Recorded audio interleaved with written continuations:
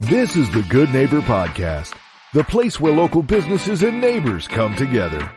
Here's your host, Cabo Jim Schaller.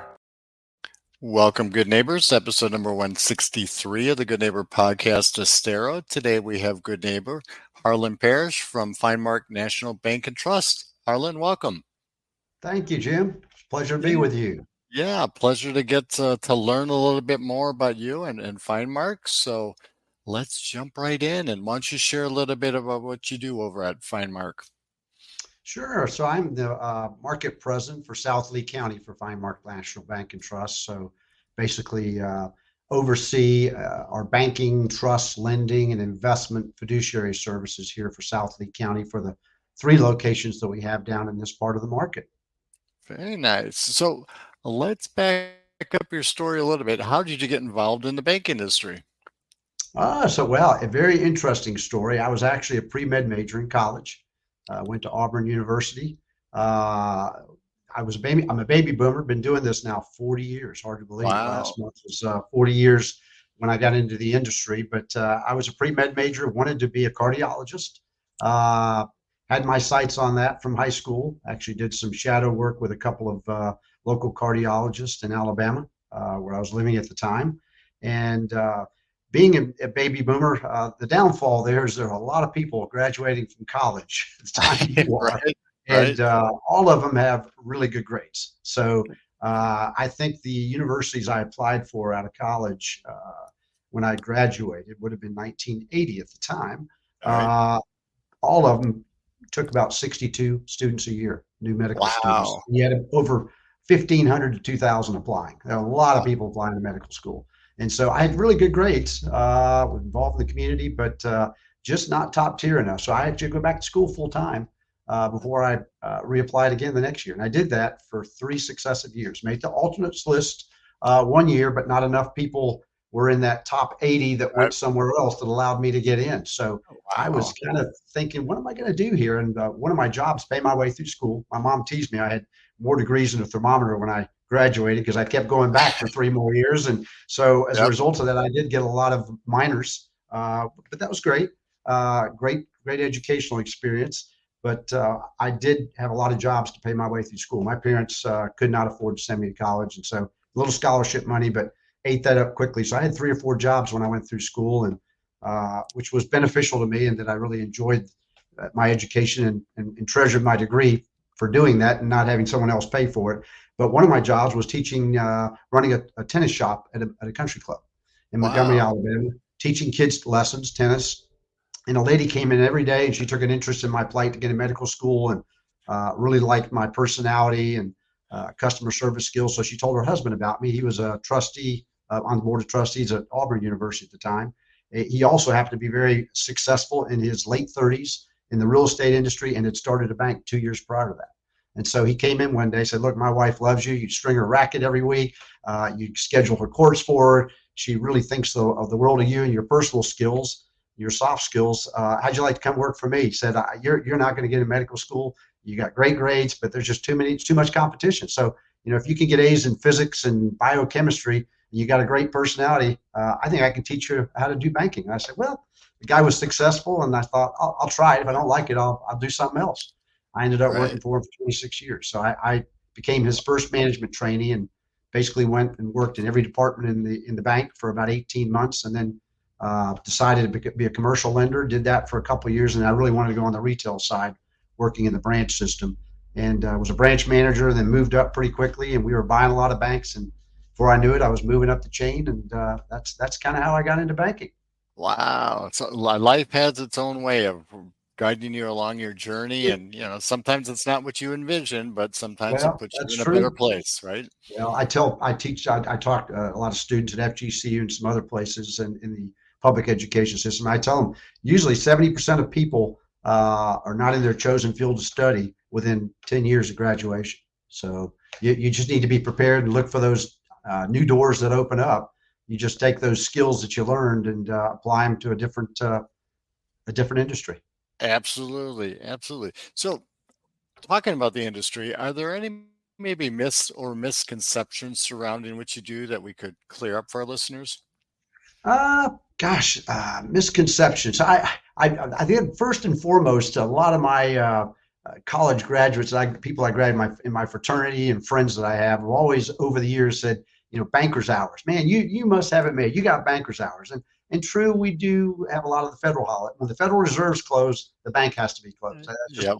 so there are a number of holidays, but aside from that, I think this really emanated, Jim, from years ago, back in the 60s and 70s. There was an old adage when I got into banking. People said it was the 3-6-3 rule in banking. You paid 3% on deposits, you charged 6% on loans, and you're on the golf course at 3 p.m. That's not the case anymore. I can assure you of that.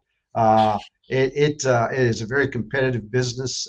You work hard. It's a misconception. I mean, I do joke with people. I tell them, yeah, I only work half a day every day. They said, really? I said, yeah, 12 hours. I mean, that's not what it takes. I'm working half a day. It's 12 hours. It's my dad told me years ago, he said, the only place success comes before work is in the dictionary. So I've always remembered that, tried to instill that in my kids, that if you work hard, good things happen. And for the most part in the banking industry, people, they work hard. They really do. So that's probably the biggest misnomer or misconception that I could share with you is the hours worked in a banking system. Absolutely. And banking has changed over the years as well too. My mother grew up in the banking industry, and it's just, it's a lot of these big corporations have lost that customer service side of things, that touch Absolutely. with them. Yeah. So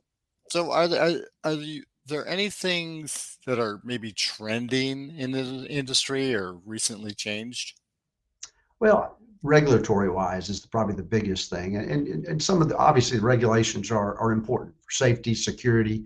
But unfortunately in our industry, the pendulum swings way too far to one side after an event. And I'll use the Great Recession, 2007 to 2009 as an example. It has really harmed the banking industry in general in that the Dodd-Frank Act, and it was gosh, Right. almost a foot, 2 feet thick, all the regulations that came about as a result of that. When unfortunately, a lot of the issues in the mortgage business back then were mainly done by the shadow banking industry. I mean, you had collateralized debt obligations, all these instruments on Wall Street that were all pooled together to sell these mortgages. Mainstream banks, for the most part, not many of them really made a lot of problem type loans. We didn't do income stated loans. You had to show income, debt to income ratio, debt service coverage ratio. Those are the collateral. You had to put some skin in the game. But unfortunately, the hammer came out by Congress, and it really has affected the banking industry. A lot of banks across the country since 2009 have actually got out of the banking or the mortgage business. They don't do mortgage loans anymore. That's a shame. Really? So I think Wow. access to consumers has changed tremendously. I mean, one example I can share with you, just when I got into banking, there were over 18,000 commercial banks across the United States. Today, we have less than 4,500. It's the Wow. consolidation. It's very Yep. hard for a bank to start up today, de novo banks, Yep. because you can't get a return on the capital because you have to hire so many people in the back room for compliance and checking the boxes. And again, all that's good and well. It's important, the safety and soundness of the industry. However, it's just gone a little too far. So from a regulatory standpoint, Right. that's one thing I would share with. I mean, certainly technology is a good thing. A lot of great advances with technology with banking that continue today.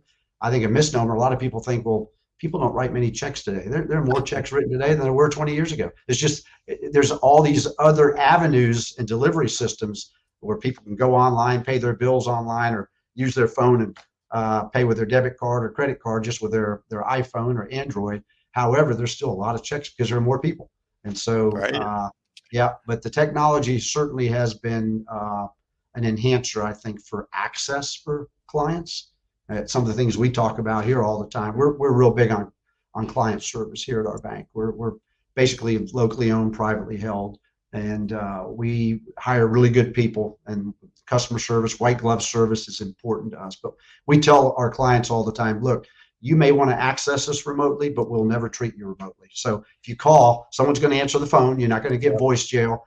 If you want to leave a message, we'll let you leave a voicemail message, but you're not going to get, that's not going to be your first prompt, or you're not going to get a 1-800 number automated, someone just with all the prompts telling you what to do.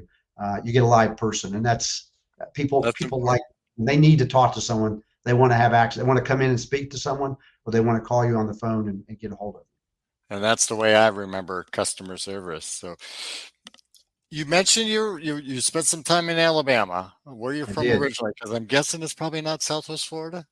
No, it's not. No, my father was in the Air Force. He went over to the UK after World War II. And this was probably around the early to mid 50s when he was over there. Met my mom, who was born and raised in London. He would, on the weekends, would go down with some of his buddies from Lakenheath or Alconbury Air Force Base, and he was in radar. He maintained all the radar systems throughout Europe. He actually inspected them, but he worked in the UK. And he met my mom at a movie theater when he was going into town to London on the train one weekend. They dated, got married, and I was actually born in Cambridge, England, just off Wow. base there. So I actually have a British passport and a lot of relatives in England, which is kind of nice. I go back there quite often.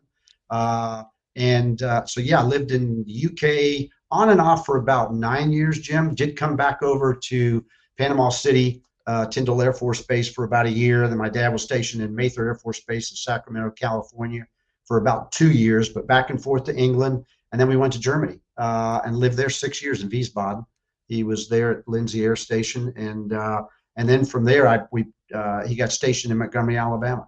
And so we Wow. moved to Montgomery. That's when I finished out high school, junior, senior year, and then went to Auburn after that. So then my banking career, I basically worked in Alabama for the first 15 years of my career, moving all around from Montgomery down to Mobile, Baldwin County, up to Huntsville. Met my wife up there, had our first child there. Then we transferred to Southwest Florida, and I came down here in January of 1999 with that same bank. Actually ended up reporting to the gentleman that hired me that owned that bank back in 1999. It was a while after I started there, but that was my first president CEO role for a region here in Southwest Florida, and did that to about 2009. And we were taken over by a very large bank on the East Coast that stepped in to take over us with a Great Recession. And just a really, really big bank. I won't say any names. Right. All banks are good, but just the leadership of that bank that they parachuted in here.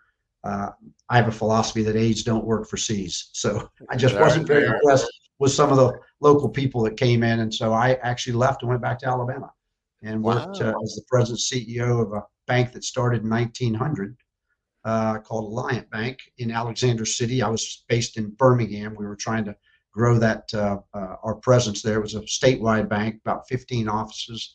And the third generation owner wanted to sell it in a few years. So I was involved in getting that bank profitable with a group of other people, and we ended up selling it. And once I sold it, I knew the president CEO of FineMark down here and had been staying in touch with him for a few years. And he asked me to come back down here, and I said, I'd love to. So ended up coming back. So I've on and off been here since 1999 with that 4-year hiatus where I went up to Alabama and ran a bank there and sold it, and then came back here. It's been, September will be 9 years since I've been back. So Wow. And we love it. We love it down here for sure. Oh, absolutely. So is there one thing you wish our listeners knew about FineMark that maybe they're not aware of or don't know? Sure. I'll just give you a thumbnail sketch of the history of the company. I won't take long. You cut me off if I'm speaking too much. But Joe Caddy is the chairman and CEO of our company. He was very successful with running as the president of Northern Trust, great organization based out of Chicago. He really built their presence here in Lee County, very well known. He and I served on a couple nonprofit boards, United Way and several others over the years when I was the president CEO of Colonial Bank. And basically in 2005-06, he was flying up north to New England to visit with a very wealthy client. And while he was on the airplane, he told me he was reading an article on the difference between a jet ski and a battleship. And he said, he had an epiphany. He said, I'm working for a battleship. He said, Northern's been a great company. It's treated me very well. But anytime there's anything outside the box on a decision, I got to call Chicago to get permission. And I want to be able to take care of the client. I want the client to know he's dealing with a decision maker. And so he left. He left Northern. They flew him up to Chicago. He told me, he said, hey, we'll send you anywhere in the world. You're one of our superstars. He said, I don't want to go anywhere else. I want to stay here and raise my family in the Fort Myers area. But no offense to you. It's been a great company to work for, but I just want to do things my own way. And so he left and started FineMark, opened in February of 2007, February 16th. And from that day to this day, culture is critically important to him. So is client service. So he's done a masterful job of hiring really good people that are talented, that have the customer service gene in their DNA. And today we have 280 full-time equivalent employees. We're mainly here in Southwest Florida, Lee and Collier County, but we have 2 offices in Scottsdale, Arizona, 1 in Charleston, South Carolina, and 1 over in Jupiter, Florida. Wow. And so nice. Today we're about a $4.1 billion bank in assets. We're not small, but we're not huge either. And we manage about $7.2 billion in other people's money. So really big on the investment in the portfolio managers that we have, the trust administration, fiduciary responsibilities, and helping people, create and grow their wealth and then protect and preserve it when they reach retirement. So that's a big part of what we do. Very similar to what Northern did, but on a much smaller scale, and jet ski versus battleship. So that's more probably the most important thing. Yeah, more personal. Absolutely. So how would our listeners go about contacting you if they wanted to learn a little bit more about FineMark? Sure. Well, absolutely. You can go out to our website, www.finemarkbank.com. We've got several culture videos out there that tell you a little bit about the company, investment newsletters. Our chief investment officer puts out a newsletter every quarter. We have a lot of information. We actually have our digital annual report out there for 2003 that's out there now. And even though we're privately held, Jim, we are very transparent. It's one of our culture attributes to be transparent with our associates and with the public. We have all our financial data out there as well. We're very safe and secure bank. The people we do business with, lending portfolio, asset quality is pristine, really, really clean, very conservative organization. So we have all that out there. So you can do that, or you can stop in any one of our 9 locations in Lee or Collier County. Very nice. I love it. Hey, Harlan, it's been a pleasure getting to know you. Thank you for being such a good neighbor, and I hope to see you out in the community soon. Sounds great, Jim. Thanks so much. Thank you for listening to the Good Neighbor Podcast Estero. To nominate your favorite local businesses to be featured on the show, go to gnpestero.com. That's gnpestero.com, or call 239-296-2621.